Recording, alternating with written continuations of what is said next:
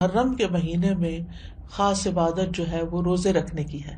تو اس مہینے میں اللہ کی توفیق سے اگر ممکن ہو تو کثرت سے روزے رکھنا مستحب ہے. روزوں کے اعتبار سے رمضان کے بعد سب سے افضل مہینہ ہے.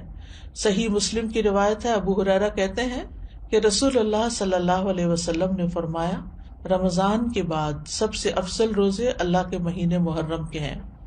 ابن رجب کہتے ہیں کہ یہ حدیث اس معنی میں واضح اور صریح ہے کہ رمضان کے بعد نفلی روزوں میں افضل ترین روزے اللہ کے مہینے محرم کے روزے ہیں، اور یہ سب نفلی روزے ہیں.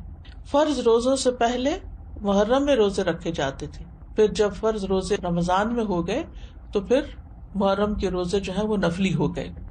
نبی صلی اللہ علیہ وسلم صرف شعبان میں کثرت سے روزے رکھتے تھے.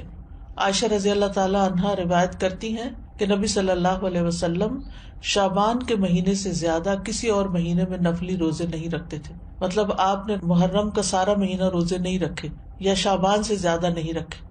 اسی طرح صحیح بخاری کی روایت ہے، ابن عباس کہتے ہیں نبی صلی اللہ علیہ وسلم نے رمضان کے سوا کبھی پورا ایک مہینہ روزے نہیں رکھے. تو اگرچہ اس مہینے کے روزے افضل ہیں لیکن پورا مہینہ رکھنے کی ضرورت نہیں ہے.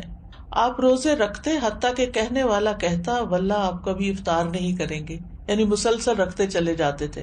اور افطار کرتے یعنی چھوڑ دیتے روزے رکھنا حتیٰ کہ کہنے والا کہتا اللہ کی قسم آپ کبھی روزے نہیں رکھیں گے. تو اس میں آپ کا جو پیٹرن تھا تسلسل کے ساتھ روزے رکھنے کا وہ ہمیشہ کے لیے نہیں ہوتا تھا. اور یہ کیوں نہیں کیا آپ نے؟ اس لیے نہیں کہ آپ کے اندر طاقت نہیں تھی، اس لیے کہ امت کے لیے مشکل نہ ہو، کیونکہ امت میں بہت سارے لوگ ایسے ہوتے ہیں جو نبی صلی اللہ علیہ وسلم کی ہر بات کو کاپی کرنا چاہتے ہیں، ہر سنت کی پیروی کرنا چاہتے ہیں، تو پھر یہ چیز مشکل ہو جاتی.